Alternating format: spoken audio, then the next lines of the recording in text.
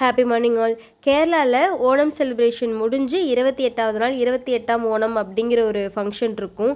ரொம்ப சூப்பராக இருக்கும். ஸ்பெசிஃபிக்காக நாங்கள் இருக்க ஏரியாவுக்கு பக்கத்தில் ஓச்சிரா அப்படிங்கிற ஒரு இடத்துல தான் ரொம்ப ரொம்ப கிராண்டாக இருக்கும். அந்த ஓச்சிரையை சுற்றி இருக்கிற எல்லா கிராமங்கள்ல இருந்தும் இந்த மாதிரி காளைகள் செஞ்சு ஊர்வலமாக கொண்டு வந்து அந்த சிவன் கோயிலில் வந்து வைப்பாங்க. எந்த காளை ரொம்ப பெருசாக அழகாக இருக்குதோ அந்த காளைகளுக்கு வந்து ஃபஸ்ட்டு, செகண்ட், தேர்ட் அப்படின்ட்டு ப்ரைஸஸும் வந்து தருவாங்க.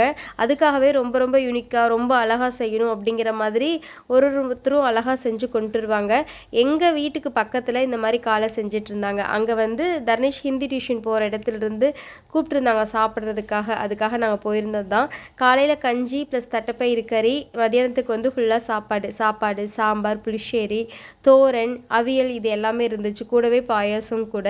கேரளா சாப்பாட்டை பொறுத்த வரைக்கும் சாப்பிட்டதையும் ஸ்டொமக் ஃபுல்லாயிரும். ஆனால் சீக்கிரமாகவே பசி எடுக்க ஆரம்பிச்சிடும். எனக்கெல்லாம் கொஞ்சம் தான் சாப்பிட்ற மாதிரி இருக்கும். அந்த சாப்பிட்டு பழகிறப்பையெல்லாம் கொஞ்சத்துக்கு மேலே சாப்பிடவே முடியாது. பட் ரொம்ப டேஸ்ட்டாக இருக்கும். 28ஆம் ஓணம் செலிப்ரேஷன் எவ்வளோ கிராண்டாக இருந்துச்சு அப்படிங்கிறத அடுத்த வீடியோவில் ஷேர் பண்ணுறேன். தேங்க்யூ.